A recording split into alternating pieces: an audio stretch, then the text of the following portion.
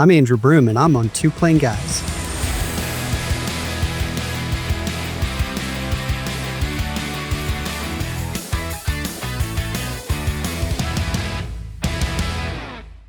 All right, everybody, welcome back to Two Plane Guys. I'm Rick Buffkin. I'm Adam Beach. Today, we are joined by Mr. Andrew Broom from the NBAA. Thanks for being with us today, Andrew. Thanks for having me. I know you're a busy man, and we appreciate you being here, taking time out to be with us, join us on this our podcast. Chief Revenue Officer, NBAA, Dallas native. Dallas, love Texas. Go Cowboys. No. All right. Shout out to Cowboys.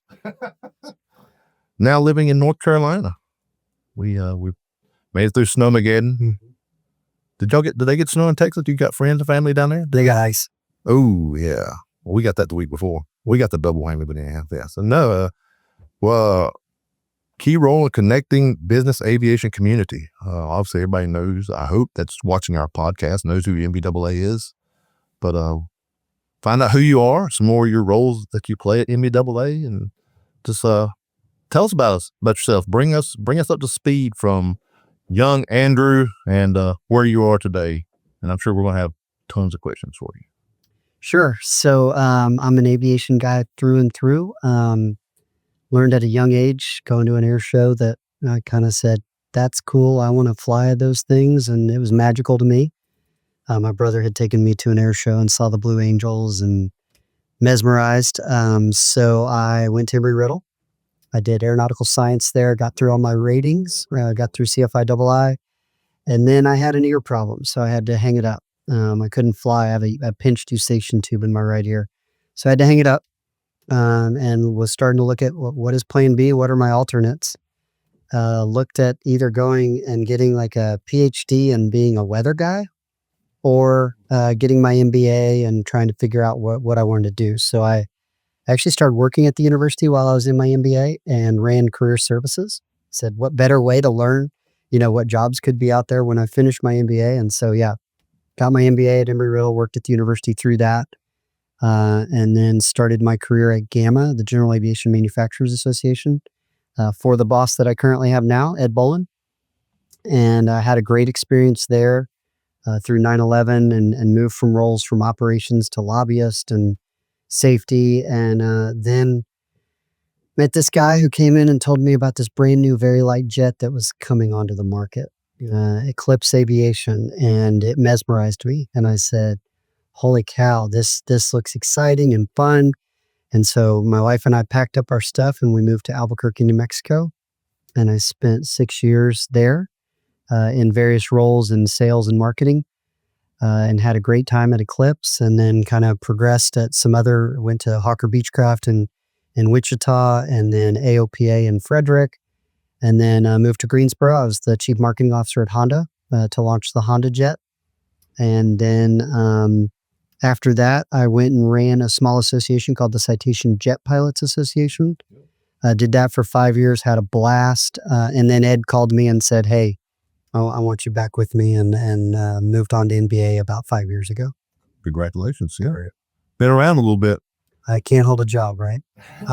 No. High demand, we'll call it. Did you go to Embry-Riddle in Daytona? I did. I went to Embry-Riddle in Daytona, and I actually have a son at Embry-Riddle in Prescott, and my next son is going to be going this fall to Embry-Riddle in Daytona. Okay. And you got 3 boys, right? I have 3 boys. Yeah. So husband, father, 3 boys. And they're catching the aviation bug, it sounds like.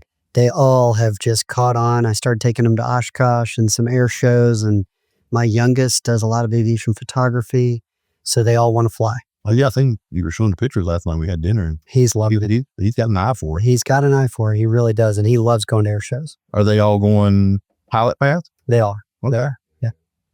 They're all into flying. Very good. Get Dad to call in some references. Well, it's really cool. My oldest, he's in Prescott, and so NBA base is in Las Vegas. So he and his friend drive over and come to the show the last couple of years. Great show. So they get to kind of see what Dad does and meet cool people, and they were just amazed over the last couple of years. Yeah. So let me ask you a question, because obviously we're all here because we love aviation. Aviation is an industry that you get in it and you'll either figure out real quick it's for you or it's not for you. That's, a lot of people think,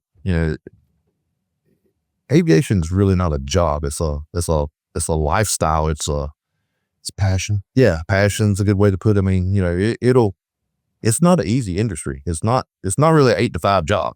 Right? Yeah. But I'm sure he hangs out with those aviation minded young men, professionals. What do you see? Do you see young talent trying to get into the industry? As a whole, or what do you think? What's your spin on that? I'd be curious too, because obviously I know with the NBAA, you guys do a lot of where we're at, where we're heading. I know the Yo Pro, all the stuff that you guys to try to do to promote the industry and draw people into it. What's your take on where we're going to be in the future? Yeah, and I'll go back kind of to my Embry-Riddle days. When I left Embry-Riddle, I said I need to give back because of what they did for me and the contacts I made at Embry-Riddle. So immediately after I graduated, I ran the Alumni Association in DC, which was the national capital chapter. It's the biggest one there was. And my goal, since I worked there, wasn't to be an alum who would go, hey, this is how you need to change the university. Mine was, let's get alumni engaged and let's get industry engaged. And I've done that ever since. So I ran the national or the global Alumni Association. I've been on the President's Advisory Board. Now I'm on the College of Aviation Industry Advisory Board. And all of these aviation schools have people like me who are very engaged in the industry and showing people that, hey, yes, you can see these airline jobs, but there's this whole other segment that has great jobs. And you're right. When your passion is your profession, everyone wins.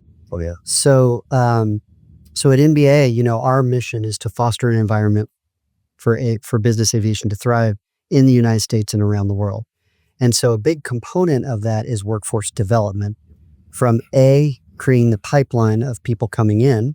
So we work with all the aviation schools, we work with communities, we work with companies that are doing internships and really engaging. We have a job fair at our show, we do mentoring. So we have to create that pipeline, but then we got to develop them while they're in the industry.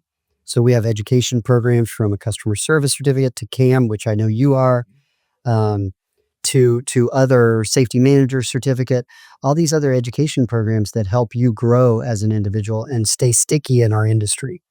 This is year 39 for me. I started with Piedmont Aviation in Winston-Salem. It wasn't until I got into the corporate world, so to speak, and left the 145 world, if you will, and got corporate that I really learned about the NBAA. And man, I cannot tell you how much it's helped advance my career. And just, I still keep my professional membership, even though I have one with Stevens, it allows me to have one, but I have my own professional one. And man, I can't stress enough to people, especially the young folks, the young professionals, get involved in NBAA, go to the shows, take advantage of the education sessions, network with these people, because the professional level, people don't understand the professional level we have in our industry, I don't think. Mm-hmm. Yeah, completely true. And I would agree with what Rick is saying too. Saying for me, 25 years, but like we were talking about at dinner last night, I was going back and looking. NBAA's always been there in the background supporting me, even as a young aviation professional, when I was still trying to figure out if this is going to be a lifelong career. Because, when you're in your early mid-20s, you don't really know what you're doing yet. It's a job at that point. And then eventually you say, okay, this is what I'm going to do with my life. But, the general understanding, correct me if I'm wrong, is that NBAA just does events. Well, there's so many other things that NBAA does for business aviation. And that's really what we want to try and get out there in front of people is like, no, it needs your support. It needs members, but we're all doing this as a collective to try and, build the next generation of aviators. You've got young boys doing it. My son is early on in his aviation career. And we understand that because somebody at some point invested in us so that we can be where we are. But it resonates with me with what you said, where it's like, you feel like you need to give back. Mm-hmm. Hopefully we all feel like that. Because somebody gave back to us at one point. It's like we are the ones that's kind of laying the groundwork for the next generation. Yeah, and I mean, everyone at NBA, I feel like that is the passion that we have at NBA, at a trade association and a membership association like we have. You said that people think of us as an event organization, and yes, we do a lot of events, and that is bringing the industry together. We're creating that marketplace, we're creating the networking opportunities, and to where you can get to know each other, and we're creating the opportunities, honestly, to where the policymakers and decision makers can come in and see the breadth and depth of what we do as an industry, like base. You know, People think of base as this big, huge show where there's a lot of B2B and a lot of B2C, and they don't realize how much other stuff goes on, like having the FAA representatives there, having, politicians there who create, like, the FAA reauthorization bill that was extremely important to all of us. So the investment in our shows goes toward the stuff that we do on Capitol Hill and at the state and local level. We NBA, I would say, through my career, I've known NBA very much for advocacy, also events and advocacy and image. We had No Plane, No Gain. Now we have Climbing Fast to show how many jobs we create, over millions of jobs and billions of dollars of economic impact. But it also shows the humanitarian side of what we do as a business. Whether it's Corporate Angel Network or Pilots and Paws or any of the Veterans Airlift Command, all these different groups where our industry is really, really making a difference. So, NBA on the advocacy front, just in the last couple of years, we've had huge impact from the FAA reauthorization bill that had general and business aviation in the title, all the way through, more recently that helped everyone in the last quarter, especially was the what is now called immediate expensing and used to be called accelerated depreciation. That's NBAA. We are on the front lines advocating for that. That helps the sales cycle and the upgrade cycle and everything that Stevens and others benefit from. So NBA is much more than an events company. We are a passionate group of people who care about this industry, and we put on events. We do advocacy. We protect our image and portray the positive image of business aviation, and so much more. And the ops group, I mean, we are helping members every day talk about, coming through customs, or, do I need this certificate, and does it expire now, or do I get some leeway? All sorts of stuff that our ops team are experts, and they can help our members on a regular basis.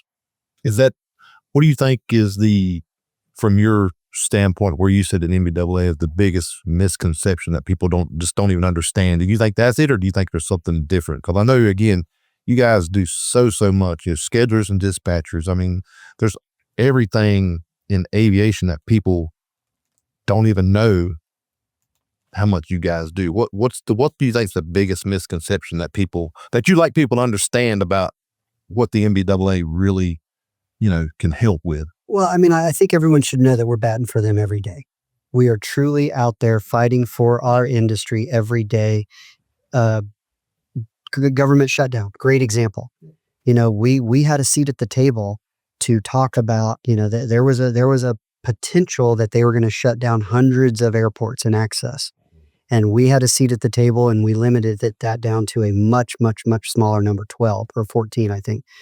So I don't think there's a misconception.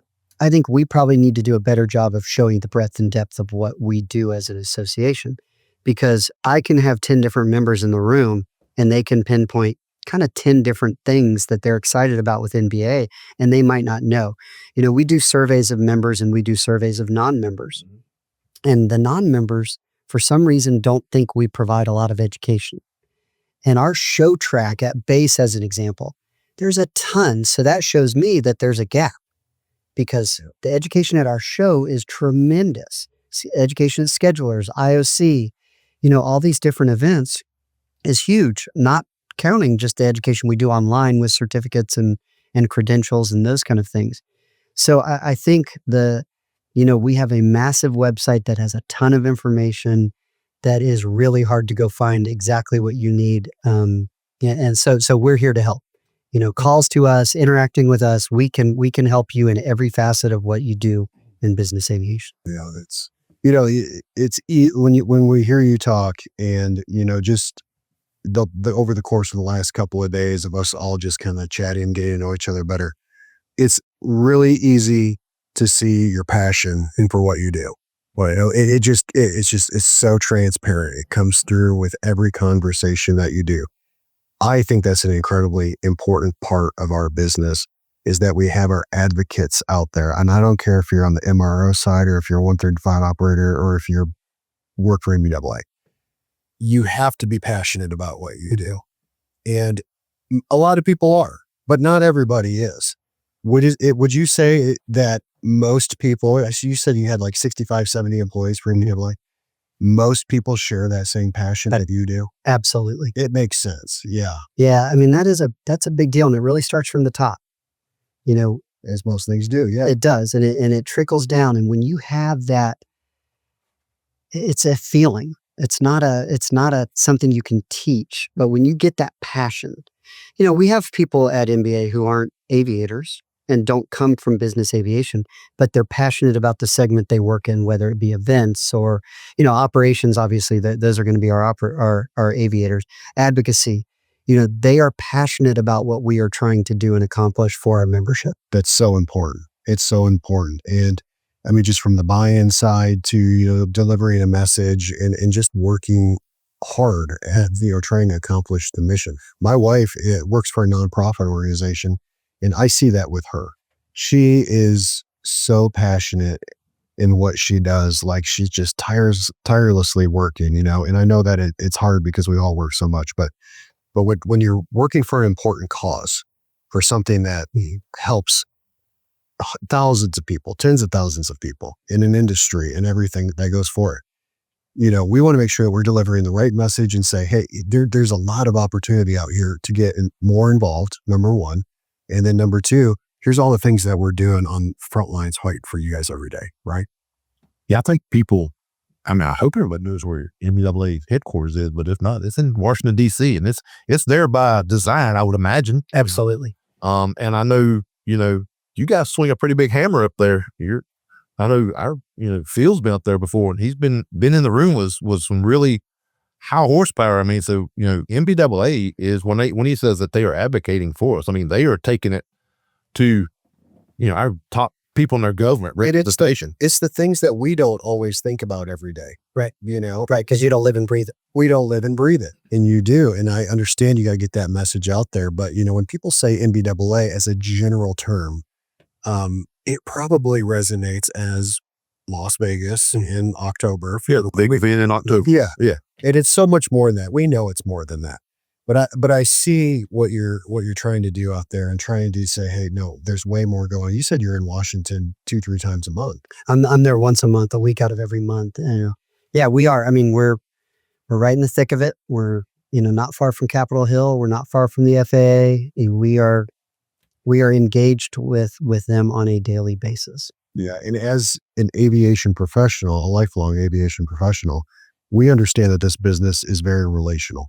Most businesses are, but aviation definitely is. And if you are not in front of people and you're not building relationships, which, Base does a great job of, and I totally agree, but if you're not out there cultivating, you can kind of become irrelevant and then things kind of go stagnant, right? So thank you, for all of the efforts that you guys are putting in on the front lines for us every day. I was just, we were talking earlier, and I had gone back and looked at some of my certificates. I started out my career at Duncan Aviation in Mile Creek in 2000 and immediately weathered the storm with 9/11.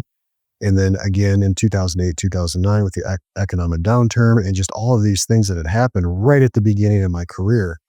I guess I didn't realize it, but I had been going through and getting NBAA certificates and training and things like that. And I had stuff that was all the way back to 2003.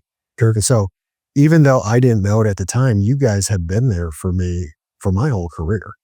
And so for that, I'm eternally grateful. Yeah, well, you talk about certificates. I mean, and Andrew talked about the continuing ed. Yeah. I don't know how many people have really done those programs. A lot, I hope, but they're not a check the box type education. I mean, you really got to get in there and, it's not to learn something. Exactly. You're 100% going to learn something. You're going to get something out of it. I was talking last night at dinner, and I used to go to their IA renewal. That was the preceding day before the base events. It was one of the best. It's one of the best IA courses that I've been in. So, I recommend all IAs go to that one. I mean, it's a lot better. I know everyone does it on the local level, and I understand it, and I have done them. But if you really want to go get with some good information, some good stuff, the one at NBAA, the day before the base event kickoff is really, really well done. So.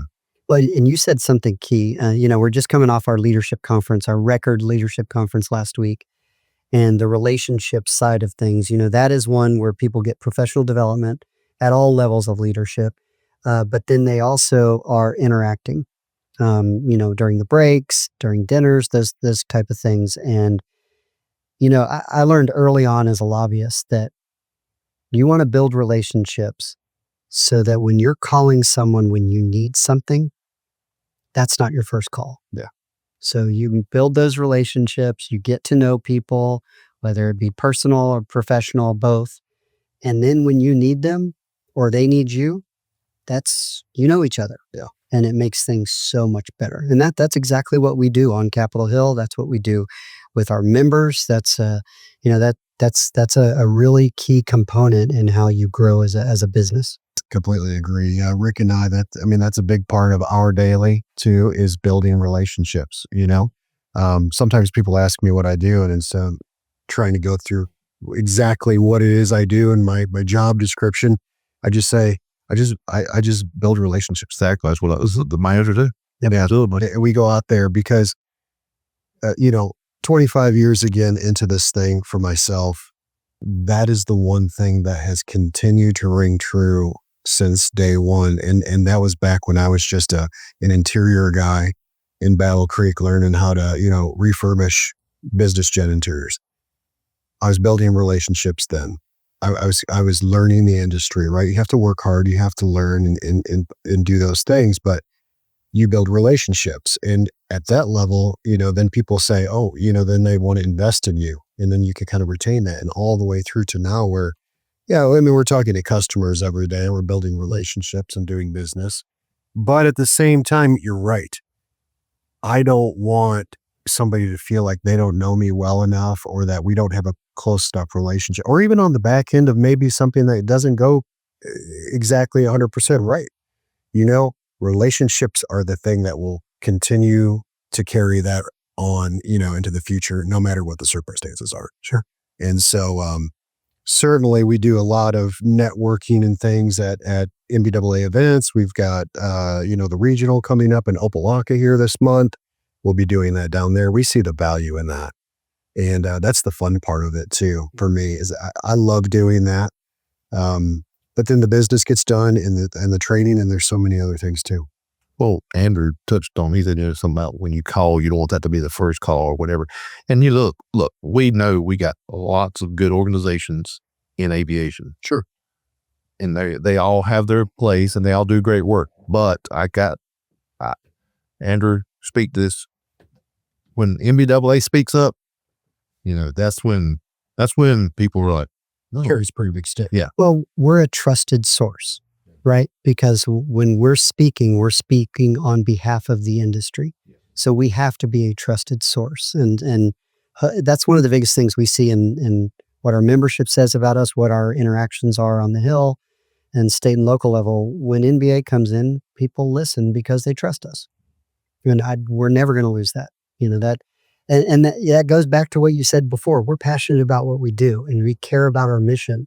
And so we are going to be the trusted source. That's a pretty big responsibility. It's a huge responsibility. Just I hear you say that. You see that got a lot of people depending on what you do every day and how good it goes. We care about you guys. We care about every part of our industry. Yeah. We were talking a lot during last night. I remember back, when the financial crash, several years back, and corporate aviation had a bad light shined upon it. Just or unjust, whatever. People got various opinions of it, but I remember NBAA really stepped up to say, "Hey, look, don't judge an entire industry and hurt an entire industry based off of some bad practices, we'll call it. Sure. Yeah. Or some bad communication techniques. Yes. Sure. Yeah. Yeah. And I get it. It's easy to look at, just maybe the cost of business aviation. It's an easy place, if a company starts hitting hard times, you'll see a flight department is usually one of the first things that, is up for the chopping. But it's an integral part of business today. Everything that happens today, just from the movement of people and getting business done and time savings and all of the things that go along with it. Yeah, it's expensive. Of course, yeah, airplanes are expensive. They cost a lot of money to operate. But it's kind of like the backbone of America at this point. So they feed a bigger motor. Yeah, and there's way more to it. So 10,000 feet, looking down, it's easy to say, like, do we really need, 3 private jets? Maybe we can get away with 1. How about we just go airlines? But you just can't do the same things. Well, if you think about it too, though, yeah, when you compare it to a low-cost carrier flying from A to B, you're right. It's a lot more expensive. But when you compare it on the productivity of those people who are on board and they can go to places where the airlines can't take them and they can supplement. We all fly airlines, right? I don't fly on a business jet. I fly Delta Airlines a lot. So there's a mix. And when you put that cost together on, hey, we're going to go do this acquisition, or we're going to go visit 3 plants in a day, or we're going to go take our middle management around and we can be back at night instead of spending the night somewhere. Instead of a 3-day trip, we can make this all in 1 day. Then it is not expensive. It becomes valuable and extremely valuable to your business and to your bottom line. And we've done plenty of studies that show companies that use business aviation have better value to their shareholders. Yeah, as a former DOM for a Fortune 200 company, someone on time said, "Why do y'all have all those airplanes? What do they do?" I'm like, "Best thing I can do they do is they manufacture, they make time." Mm-hmm. And they're like, "What?" And I said, just what you said. I said, we got 15 corporate level people that run in different divisions, and we can get them into 2 to 3 meetings a day and get them back home at night so they can do the same thing again tomorrow. I'm like, it's hard for a guy to say, I'm getting on American Airlines or you name them, whoever, and him guarantee he can be at a 12 o'clock meeting. He can't. Right. So his day, he maybe can try to do 1 meeting and he'll give himself a window. Whereas with business aircraft, we control the schedule, short of a mechanical, but it makes time for those people. And their time's just as valuable as anybody else's. Sure. Yeah, it's a funny story. I was just working with a client and we helped him on a pre-purchase for his first airplane. He was flying airlines, but his business was doing well. And he was just tired of not seeing his kids, his family. And he bought himself a King Air 350i. And I had some communication with him right after the sale, after a few months down the road. I said, "Hey, just how's it going with the new airplane?" He's like, "It's fantastic." He's like, my business is growing.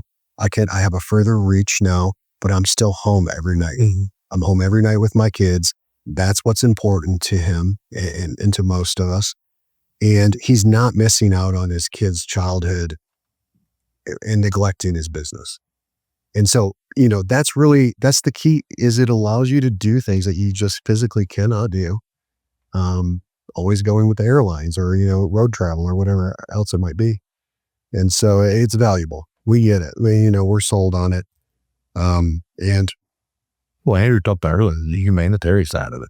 Yeah. With business aircraft, business aviation is usually one of the first ones to step up and help. They'll move stuff, they'll get stuff. And we got stuff that move the dogs. There's all kinds of stuff that business aviation opens up that again, you just can't do that on an airline, a 121 carrier. You just couldn't do it. Yeah.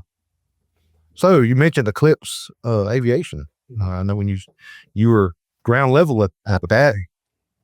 And I know we were talking about it a little bit last night at dinner. You guys won a pretty prestigious award. Yep. You speak to the audience a little bit about that. Tell them about that, because I'd never heard of it. When I got to reading it, it's a big award. Yeah, at Eclipse, we kind of challenged the convention. And I started as a sales guy, and I failed miserably at that. So they asked me to move into PR. Actually, our PR person had left, and they knew I could write a little bit, and I had done that at Gamma. So they moved me into marketing and PR, and it was an amazing, amazing experience. But yeah, I can't remember what year it was. Maybe it was 2004 or 5. The Collier Trophy is a big deal in aviation.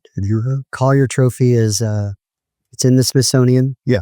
And your name is on it, and it's a great award, and you're next to some of the biggest accomplishments in aviation.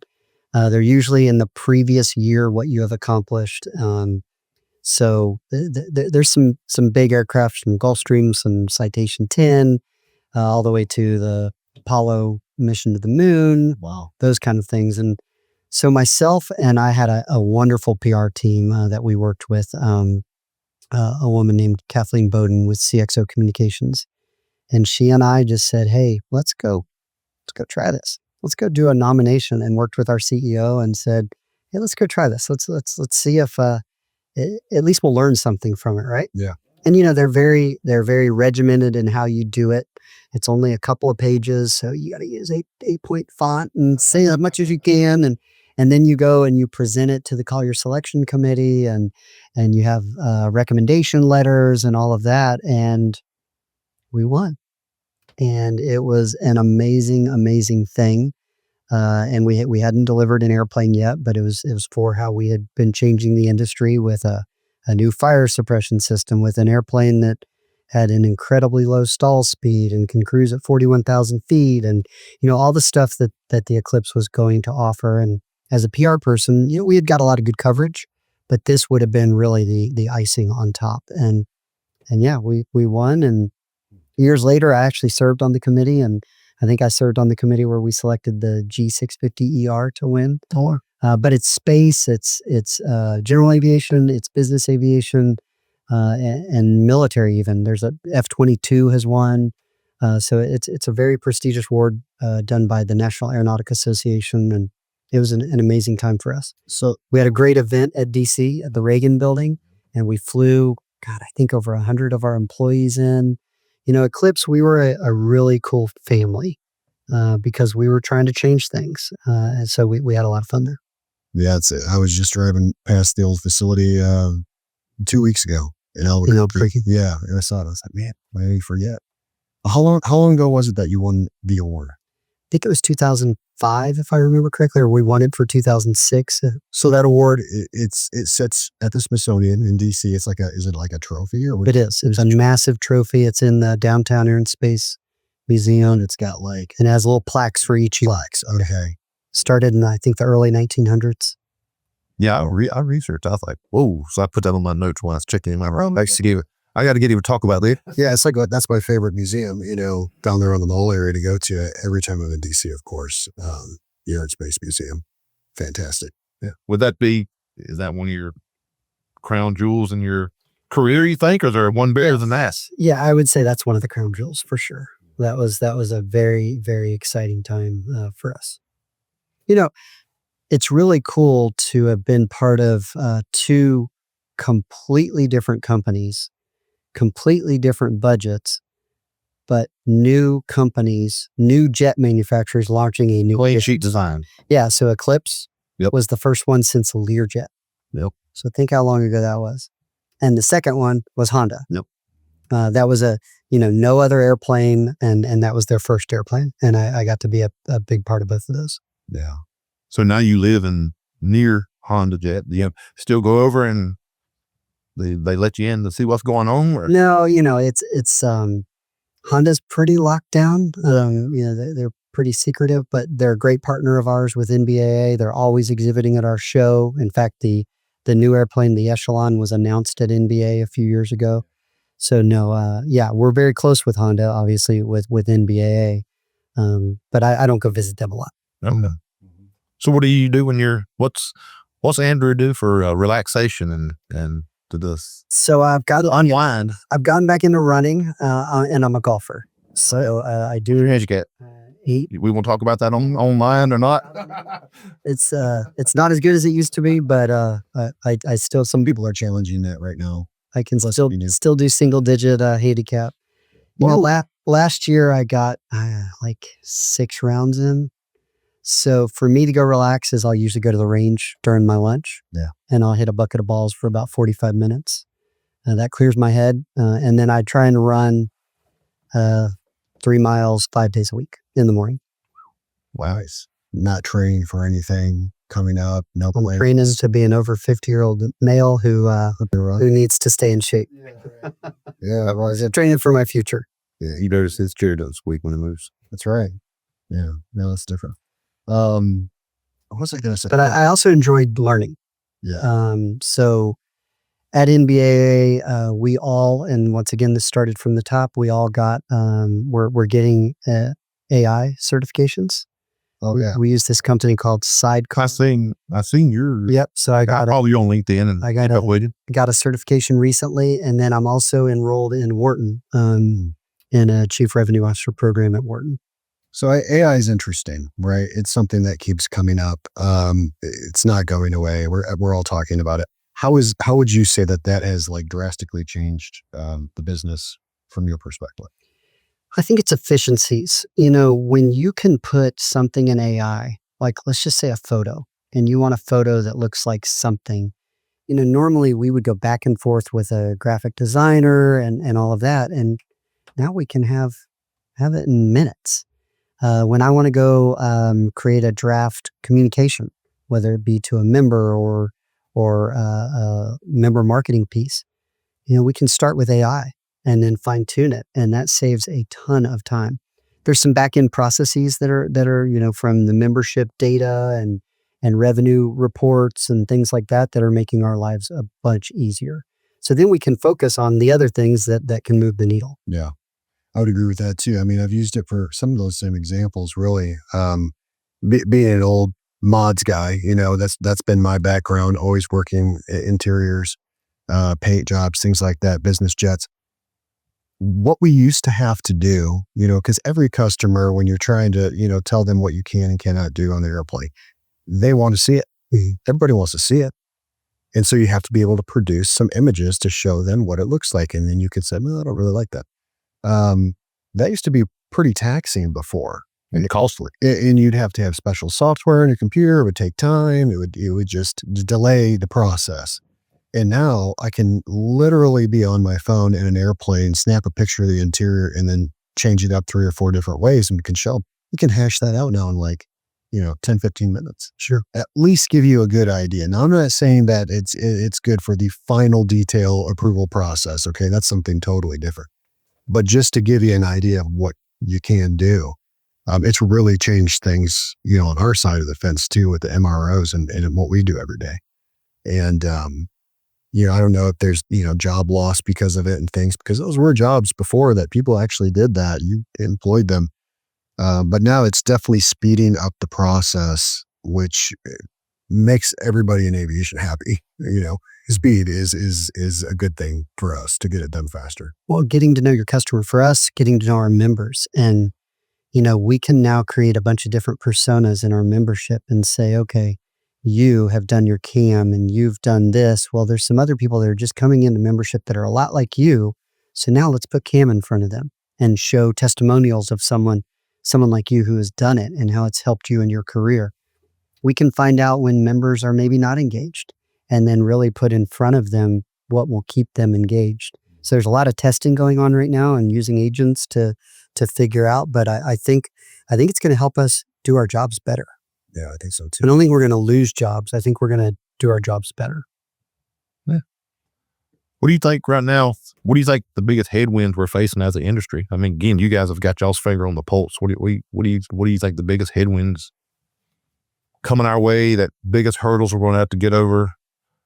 I know one comes to my mind is just that workforce development. I look now. I mean, I hate to say this, but I'm one of the old timers now. I'm one of the old guys. I can see the light at the end of the tunnel, and we got to get these. We got this. I've been in several of the sessions at base, and they talk about the deficiency, especially on the maintenance side. I mean, how many mechanics need to be brought in. But again, what's your take on the industry, the biggest headwinds that we face coming up, and where we're excelling at? Yeah, if you think about a SWOT analysis, the challenges and the opportunities, I like to think of things more as tailwinds or opportunities. So I do think the workforce is a challenge, but a huge opportunity. How do we work with high schools and up? And we've kind of divided up where EAA kind of does the Young Eagles program and AOPA focuses more on the high school side. We are college and beyond. And so that helps us not kind of get in each other's turf, if you know what I mean. And we support each other in that way. So college and beyond, introducing business aviation, introducing these careers that are amazing, from maintenance to dispatch to air traffic control to pilot. So I do think that's an opportunity. It is a big challenge. Where are the aviators going to come from? Where are the maintenance? Luckily, we're seeing some commitments. I mean, just up in Greensboro, our tech college is building on this whole maintenance training program. So I do think there's opportunities there. Challenges wise, you don't always know what's around the corner when it comes to legislative actions. Yeah. So we have to keep our pulse on that.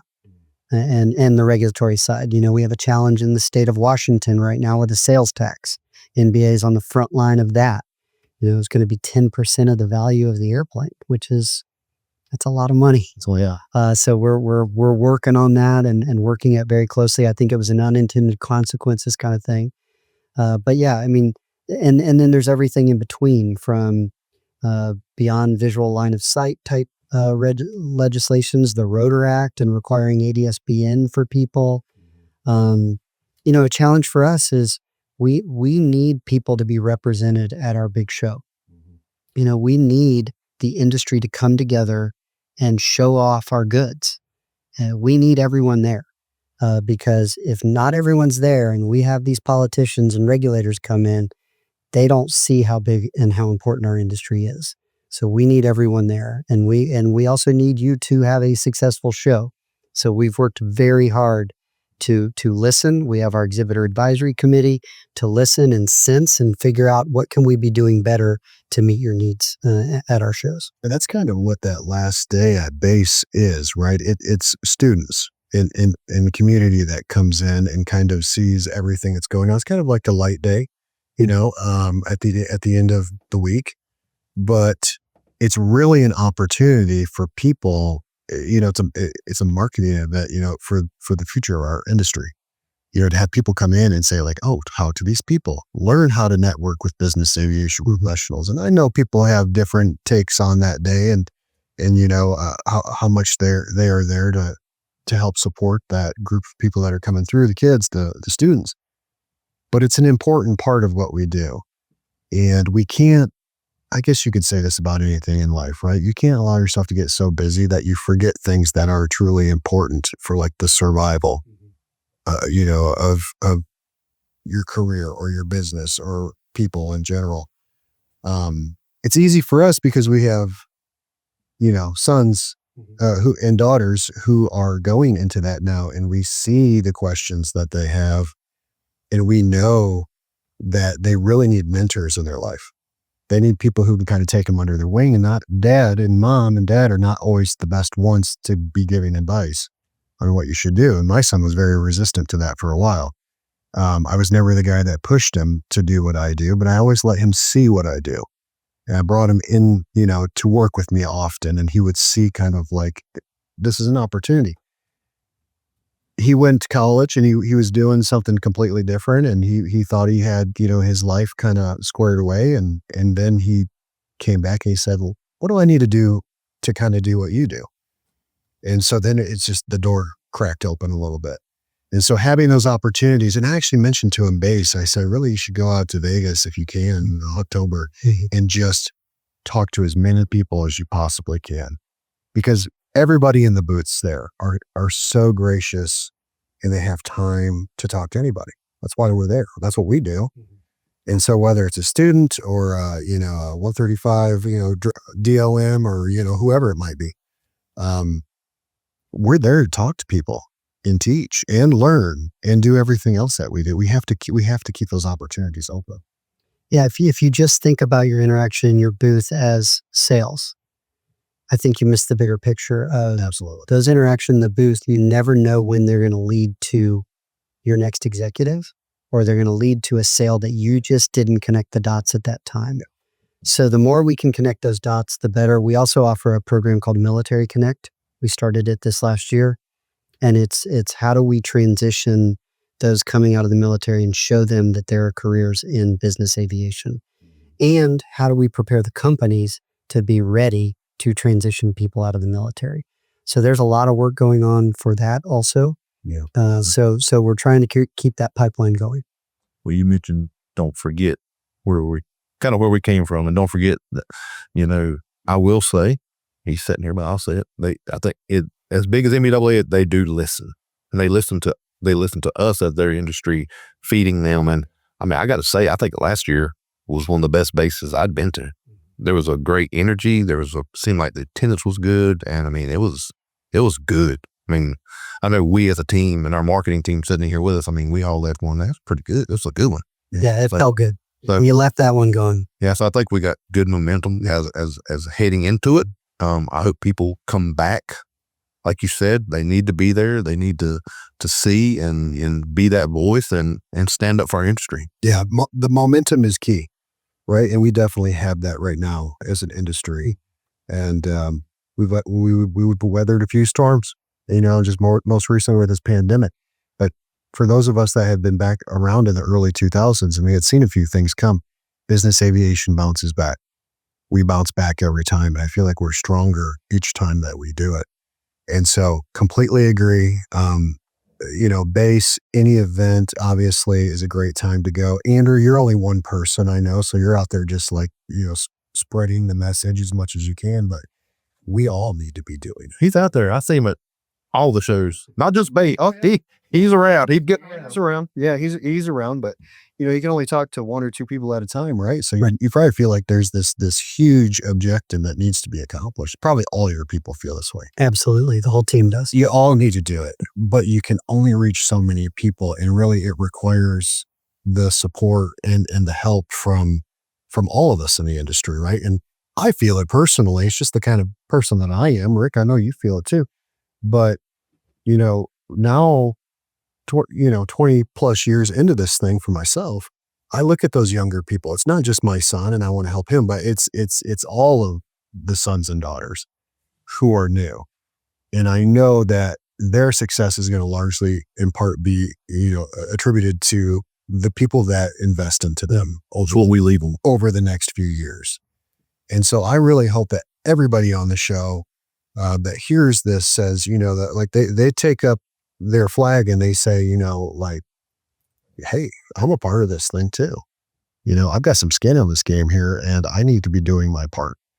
You can't just hit on cruise control and say, I'm going to take care of myself and everybody else can figure it out. I had to figure it out myself. Some people will say that, but what we're doing right now, and this is specifically for the MRO world, is we see this really obvious group of people coming up on retirement. Our experienced technicians have been doing it for 10, 15, 20 plus years.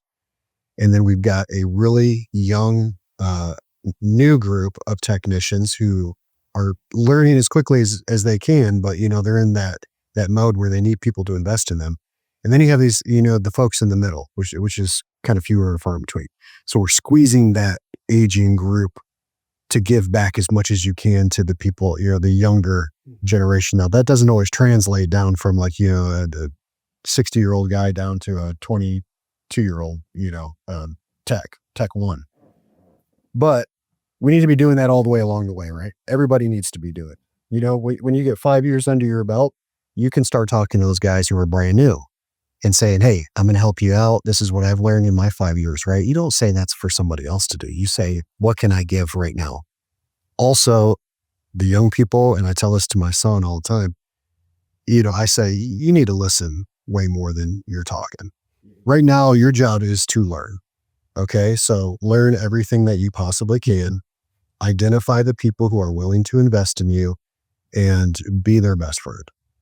And so, yeah, we're all responsible in this thing, but you guys are spreading a very important message, and we're so happy you're doing it. Yeah, and we can't do it without you. The cascading effect of our members and the advocacy that you provide, whether it be talking to a high school, whether it be your local regulators, whatever, we can't do it without our membership and we got to arm you with that message, right? Yeah. So that you can do it a lot easier.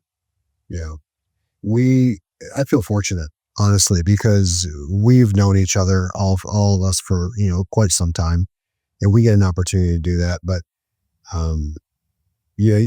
there's people out there who don't know you and don't know the mission. So we're hoping that this message gets out there, right? This is such an important thing for us all to do.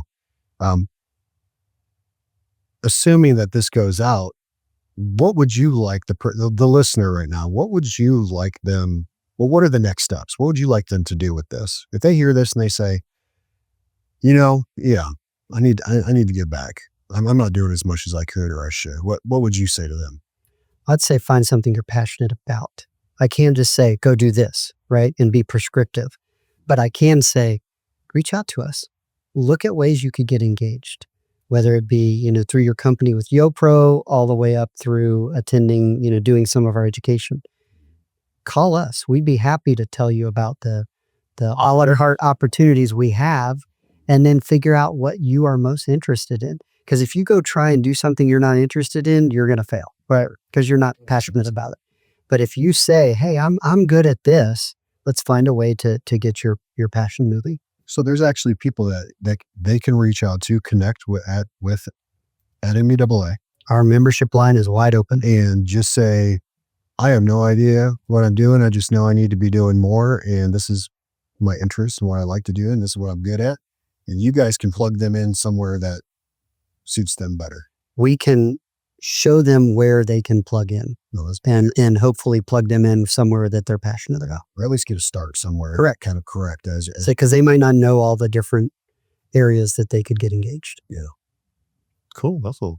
I'd never realized you could do that. Yeah. I called NBAA before for some stuff, like specific programs I was doing, but I didn't know that.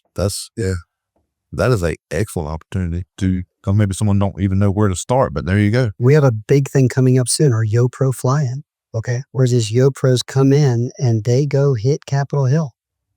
And there's nothing more powerful than having someone early in their career going and meeting with the legislators. It's amazing. And YoPro is young professionals. I'm just saying, maybe we got some first time listeners here, so they don't know what is a YoPro, but yeah, it's our young professionals. Y'all do that, the top 40 under 40. Yep. So what's come up soon? You got Opelika. Yep. And then Managers Conference. International Operators Conference, and then Schedulers and Dispatchers, and then our Maintenance Conference and our White Plains Regional Forum. And then we also have a tax and aircraft transactions event, and then we have base. Cool. Excellent. And if somebody wants more information, what is the very best way for them to find it? NBA.org. NBA.org. How about you? Any way they can connect to you? Sure.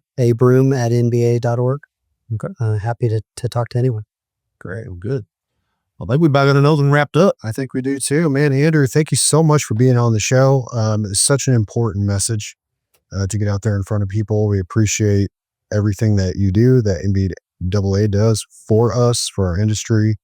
And appreciate your friendship too, man. It's just always good seeing you at the shows and catching up every time we're around. No, I truly appreciate you guys having me on this, and kudos for you guys for stepping up and doing something like this. Yeah. Well, it's our pleasure. We couldn't do it without our listeners. We got to thank them. Yeah, definitely. All of our listeners out there, Two Plane Guys, hit us up on Instagram at Two Plane Guys, Spotify Music, YouTube. Subscribe to our channel, find all the episodes. This has been a really fun adventure so far. We cover tough topics like this, but we talk to people who are like photographers and, had military experience and everything. So truly, this is just a bare bones aviation show, like what makes this industry tick. And so, but you guys are a huge part of that. We appreciate that, Andrew. So yeah. That's it. Catch us on the next one.